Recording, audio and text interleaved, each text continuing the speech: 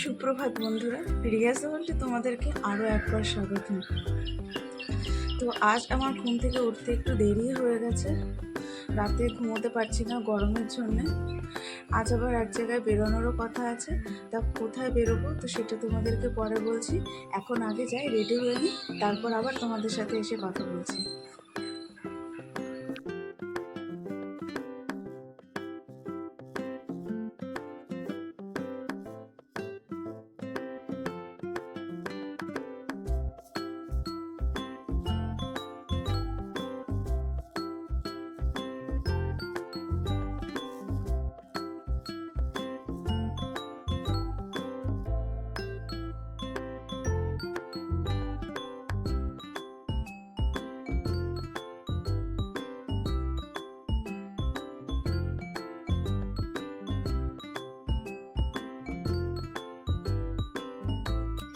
তো স্নান করে চলে এসেছি, এখন পুজোর কাজগুলো গুছিয়ে নেব।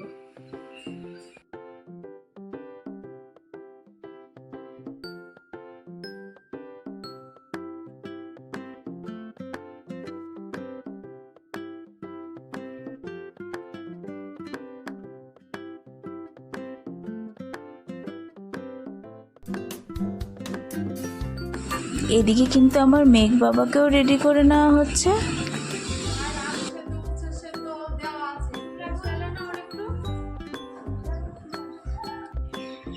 আমিও কিন্তু একদম রেডি হয়ে গেছি, এই এখন কিন্তু আমরা সবাই বেরোবো।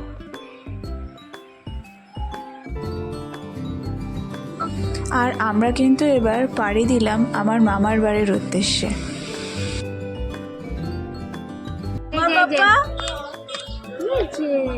আমার বাবা, আমার বাবা এই যেদিকে বাইরে থেকেই নজর।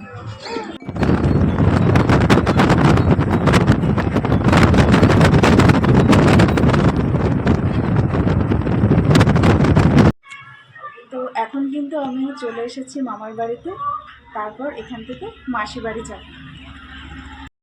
এখানে আমার মা আর মামি বসে গল্প করছে।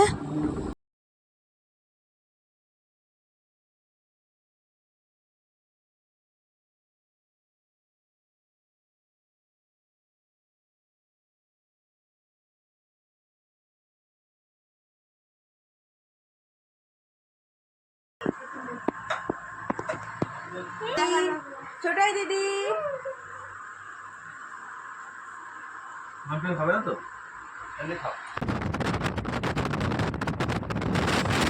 এখন কিন্তু মামার বাড়ি থেকে রওনা দিয়েছি আমরা মাসিদের বাড়ির উদ্দেশ্যে।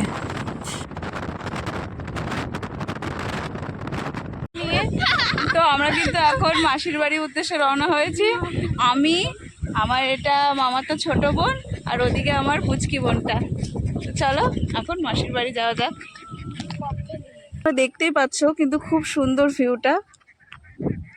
আবার এখানে একটা কিন্তু বাঁশ দিয়ে করা ব্রিজও আছে।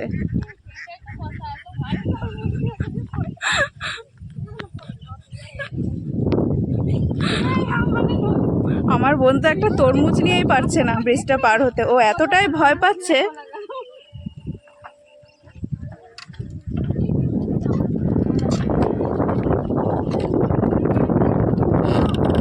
আর নতুন একটা অভিজ্ঞতা হচ্ছে এই বাঁশের ব্রিজের ওপর দিয়ে হাঁটা।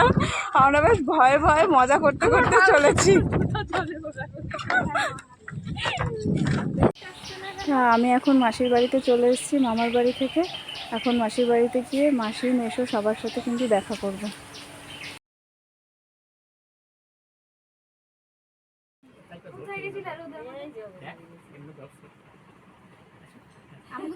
এখন আমরা সবাই মিলে মাসিমা আর মেসোর সাথে গল্প করছি।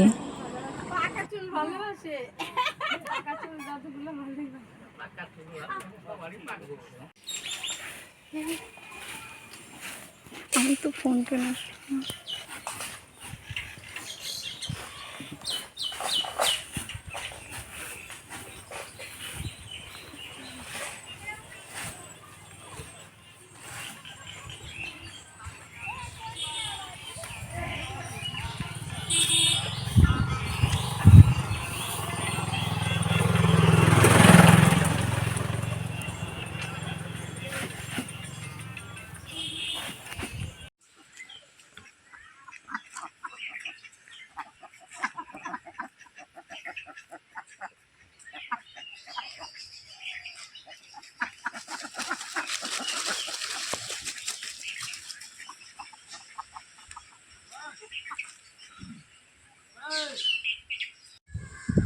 প্রকৃতির যদি কোনো কিছু সুন্দর হয়ে থাকে তা প্রকৃতি নিজেই। মানুষ যতই চেষ্টা করুক না কেন, প্রকৃতির কাছে সে কিন্তু কখনোই জিততে পারবে না। তো আমি এখন মাসির বাড়ির কাছে একটা ছোট্ট মাঠের কাছে চলে এসেছি। পাশে জমি টমিও রয়েছে। তো এটা একটা অনেক বিশাল বড় কি গাছ আমি সেটা জানি না, তবে গাছটা নাকি অনেক পুরনো এবং দেখতেও বেশ সুন্দর লাগছে। আর নিচে অনেক গরু টরু এগুলো শুয়ে আছে। মানে মোট কথা এদিকে চারিপাশের পরিবেশটা, প্রাকৃতিক দৃশ্যটা বেশ সুন্দর, কিন্তু খুব ভালোই লাগছে। আর ওদিকে আমার বোনেরা সব ফটো তুলতে, সেলফি তুলতে সবাই ভীষণ ব্যস্ত, আর এদিকে আমিও ভিডিও করতেই ব্যস্ত।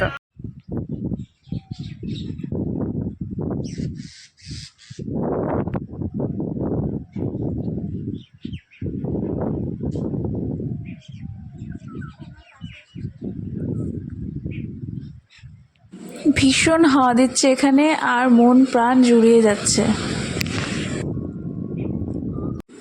তো বড় মাসির বাড়ি থেকে এখন কিন্তু আমরা চলে এসেছি মেজো মাসির বাড়িতে। সেখানে বড় বৌদি আমাদেরকে খাবার পরিবেশন করে দিচ্ছে এবং মাও কিন্তু তার সাথে সাথে বড় বৌদিকে সাহায্য করে দিচ্ছে। এবার কিন্তু মাসিদের বাড়ি থেকে মামার বাড়ির উদ্দেশ্যে রওনা হয়েছে, তারপর সেখান থেকে বাড়ির উদ্দেশ্যে বাড়ি দেব। আর ওইদিকে আমার ছোট বোনও মামার বাড়ির আম গাছ থেকে কয়েকটা আম নিয়ে নিচ্ছে।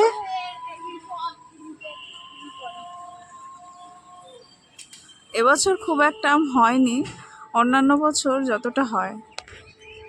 এটা কিন্তু খুব মেঘলা হয়ে আছে, আর বেশ কিছুটা বৃষ্টিও হয়ে গেছে, তাই আমাদের মামার বাড়ি থেকে বেরোতে কিন্তু দেরি হয়ে গেল।